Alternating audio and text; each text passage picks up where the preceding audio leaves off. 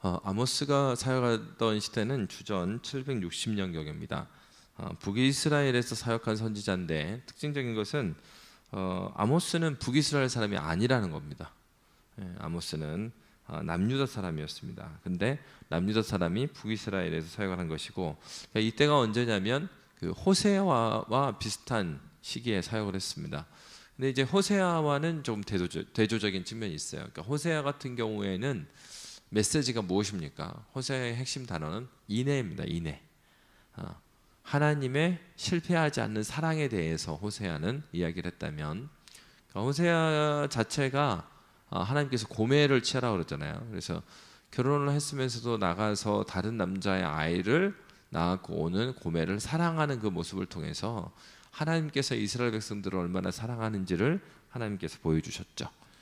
근데 이제 아모스 같은 경우는 조금 다릅니다. 아모스 같은 경우는 사랑의, 그러니까 호세아는 사랑의 선지자 이렇게 이야기를 한다면, 아모스는 정의의 선지자 이렇게 말할 수가 있습니다. 그래서 이제 아모스 같은 경우가 아모스를 읽다 보면은 그런 말씀이 나오거든요. 아모스가 뭐라고 그러냐면, 나는 그 뽕나무를 키우고 또 가축을 이렇게 기르다가 온 사람이다. 그러면서 그때의 종교 지도자들을 막 이렇게 혼내는 모습을 볼 수가 있어요. 그게 무엇입니까? 그 얘기는 자기가 그 당시에도 선지자 학교가 있었거든요. 근데 선지자 학교 나온 사람이 아니라는 거예요. 그러니까 내가 어떠한 그 여러분들과 어떤 관련이 있는 사람이 아니고, 내가 하나님께서 부르셔서 너희에게 이렇게 메시지를 전한다 하고 아주 강하게 이 부패한 종교 지도자들을, 그리고 그 사회를 이렇게 선지자의 메시지로 던질 수 있었던 것입니다. 근데 이제 그 아모스 이전에는 엘리야와 엘리사 등 이런 사람들은 자기 이름으로 예언서를 쓰지 않아요. 근데 아모스부터 아모스, 호세아, 이사야, 미가 이런 사람들은 그 이후에 보면 자기 이름으로 예언서를 남겼습니다. 그래서 이제 우리가 구분하기를 이런 예언 선지자들을 문서 예언자, 문서 선지자 이렇게 부르기도 해요. 그 전에는 기록을 하지 않았어요. 근데 왜 그러면은 그 이전에는 그렇게 기록하지 않았을까요? 이제 추정하기로는 바로 요 시기 때부터 고대 히브리어가 이 이스라엘에서 통용되는 문자로 정착되었기 때문이다 이렇게 보고 있습니다. 그러니까 이제 아모스 같은 경우에는 선지자 이름을 따서 문서가 남아 있는 선지자라고 볼 수가 있죠. 그래서 아모스는 어떤 얘기를 하냐면 당시가 너무 부패했습니다. 그래서 이제 심지어는 아모스의 말씀을 보면은 어떤 그 예언들이 나오냐면 이방 나라들에 대한 심판이 막 나와요.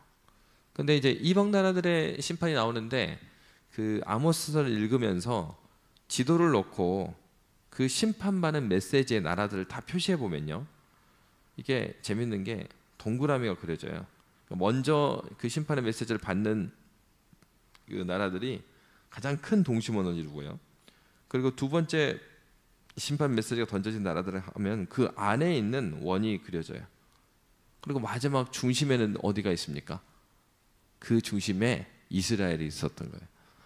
그러니까 이 아모스 선지자가 이 그 심판에 대한 메시지를 던질 때 점점 마치 이제 활을 쏘면은 관역이 가운데로 막 모아지잖아요. 그런 것처럼 이방 나라들부터 해서 점점점 좁혀옵니다. 누구한테요? 이스라엘에 좁혀와요. 그래서 이제 메시지가 무엇이겠습니까? 바로 이것은 너희가 지금 행하고 있는 것이 하나님께서 원하는 것인지 따져보라는 거예요. 그 왜 어떤 일이 있었습니까? 그 당시에 이스라엘 안에 그 부자와 가난한 자가 굉장히 이제 시대가 왜곡되다 보니까 자기의 동족을 이제 종으로 부리고, 종으로 부릴 뿐만 아니라 자기의 동족을 팔아요. 그런 일들이 공공연하게 일어났던 때입니다. 그러니까 아모스가 뭐라냐면, 야 너희들이 예전에 너희들이 노예지 않았냐? 애굽의 노예로 있다가 하나님께서 너희를 건져줬잖아. 그리고 하나님께서 너에게 말씀해 주셨는데 그 희년의 법이 있잖아요. 혹시라도 종이 생긴다 하더라도 자기 민족이 희년이 되면 다 풀어줘야 돼요. 근데 그런 것들이 적용되지 않는 시대, 그 시대가 이제 아모스 시대였던 거죠. 그러니까 아모스는 바로 그 시대적으로 타락한 것을 보면서 이것이 정말로 하나님께서 원하시는 것이냐, 그것을 따져보라라고 말했습니다. 그래서 근데 이제 문제는 이스라엘이 하나님이 진정으로 원하는 것에 관심을 두지 않았어요. 그래서 아모스가 말하는 게, 하나님께 진짜 원하는 게 뭔 줄 아냐? 너희 일상의 삶에서 우리가 공의롭고 정의롭게 살아가는 것이다. 그래서 하나님의 관심은 너희의 제사에 있지 않아. 그들의 관심은 어디 있었어요? 종교적인 제의에 있었어요. 그렇기 때문에 아모스가 오늘 읽었던 5장 21절 22절에서 그렇게 말한 거죠. 내가 너희 절기들을 미워하여 멸시하여 너희 성회들을 기뻐하지 아니하나니. 너희가 막 종교적으로 모이고 뭐 제사 드리고 하는데 그게 하나도 안 기쁘다. 하나님께서 22절 너희가 내게 번제나 소제를 드릴지라도 내가 받지 아니할 것이요 너희의 살찐 희생의 화목제도 내가 돌아보지 아니하리라. 너희 예배 안 받겠다는 겁니다. 왜? 하나님께서 받으시는 예배는 너희의 이런 종교적인 제의를 원하는 게 아니라 너희 일상 삶에서의 공의와 정의였기 때문이죠. 그래서 이제 열방의 심판에 대한 얘기를 쭉 나오는데 그 열방의 심판에 대한 메시지들을 잘 주목해 보면 아모스 2장 4절 5절 이렇게 말해요. 여호와께서 이와 같이 말씀하셨다. 유다의 서너 가지 죄로 말미암아 내가 그 벌을 돌이키지 아니하리니 이는 그들이 여호와의 율법을 멸시하며 그 율례를 지키지 아니하고 그의 조상들이 따라가던 거짓 것에 미혹됨이었더라. 내가 유다에 불을 내리니 예루살렘의 궁궐들을 사르리라. 그러니까 1장에서부터는 그 이방 나라들에 대한 심판으로 시작을 해요. 심판을 시작하면서 막 간 다음에 결국은 2장 4절 5절에서는 이제 이스라엘에 대한 심판으로 이야기를 다 초점을 맞추게 됩니다. 근데 여기서 기억해야 될 것은 뭐냐면 아모스 2장 4, 5절에서 보면 이스라엘을 심판하는 이유, 유다의 서너 가지 죄로 말미암아 내가 그 벌을 돌이키지 아니하리니 그 죄가 뭐냐면 그들이 여호와의 율법을 멸시했다. 근데 이제 이 아모스를 잘 보면은 하나님께서 이스라엘 백성들을 그 벌하시는 메시지하고요, 그리고 이방 나라들을 벌하시는 메시지가 좀 다릅니다. 이스라엘을 벌하시는 이유는 여호와의 율법을 행하지 않은 것입니다. 근데 열방들을 심판하실 때는 하나님께서 그렇게 말씀하시지 않고 그들에게, 왜냐 그랬겠습니까? 이방 나라들한테 하나님께서 율법을 주신 적은 없거든요. 그들은 율법을 몰라요. 그래서 아모스의 메시지가 어떤 말씀이 나와요? 공의와 정의에 대한 얘기 나온 거예요. 그래서 이방 나라들에 대한 것은 하나님의 형상대로 지음받은 사람들의 범위에서 그들을 심판하십니다. 무슨 얘기입니까? 첫사람 아담을 만드시고 하나님께서 하나님의 형상대로 모든 사람을 만드셨죠. 그리고 죄를 저지릅니다. 그때부터는 이제 죄인들과 또 하나님 나라의 백성이 있죠. 이제 모세, 아브라함 때부터 와서 이스라엘이 만들어지면서 하나님께서 이 이스라엘에게 주셨던 것은 율법이고, 그리고 이스라엘에 들지 않았던 사람들에게 주었던 율법은 넓은 의미의 율법, 그것은 양심에 쓰여진 율법이었어요.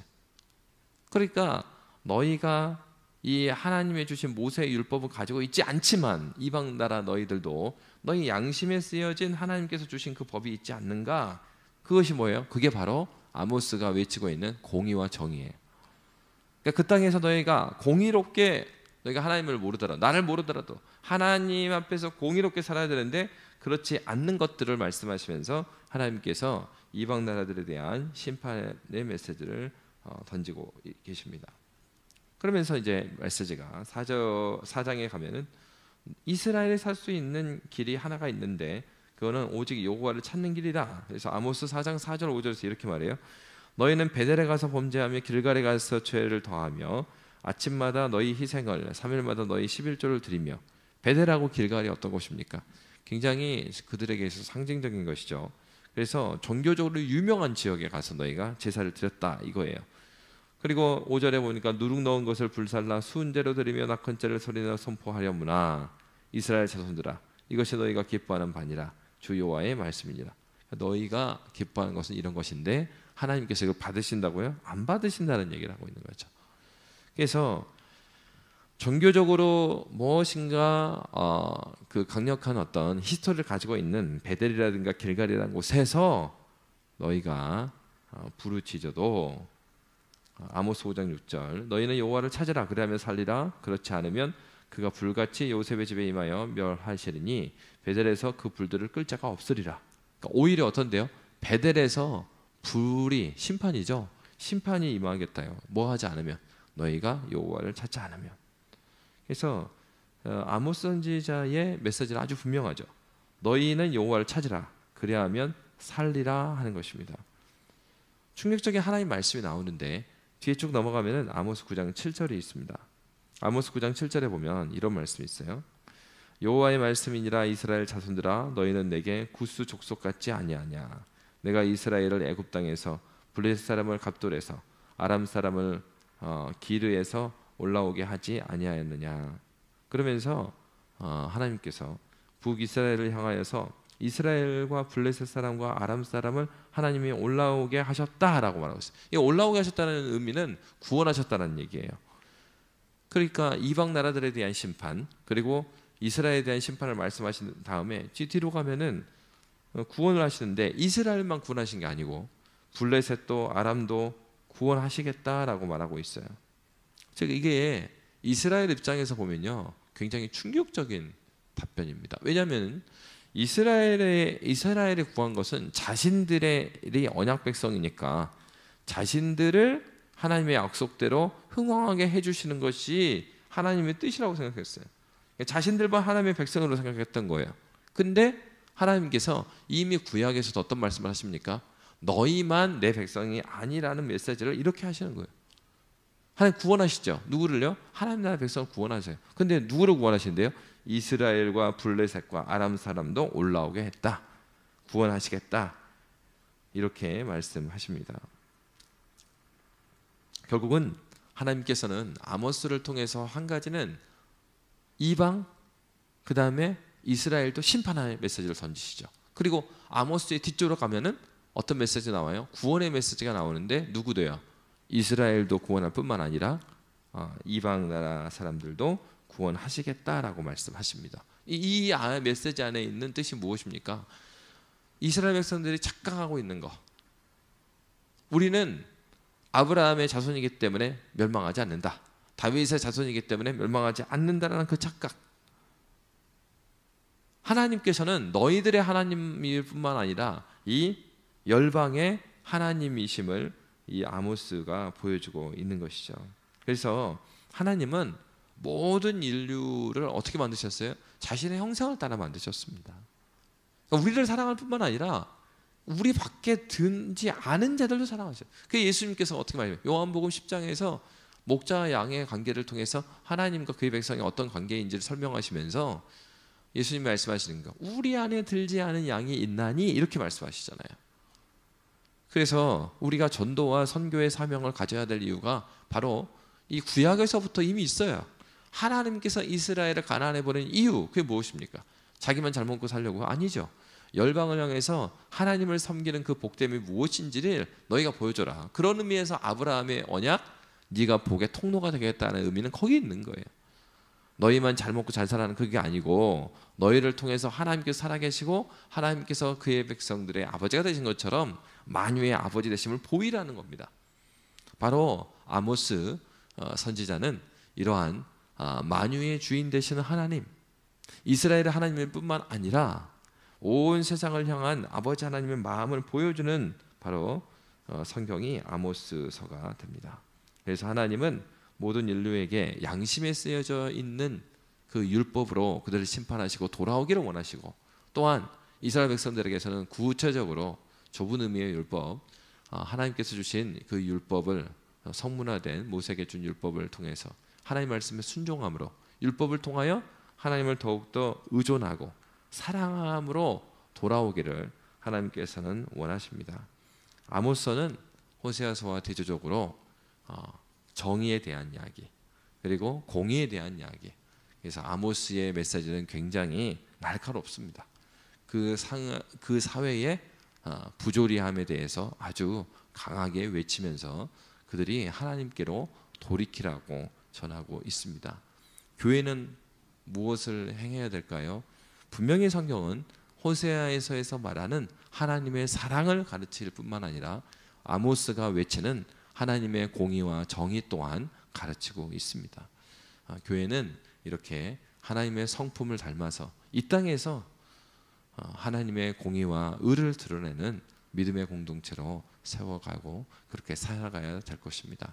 하나님께서 그런 은혜를 저와 여러분에게 함께 주시기를 주의 이름으로 빕니다. 기도하겠습니다.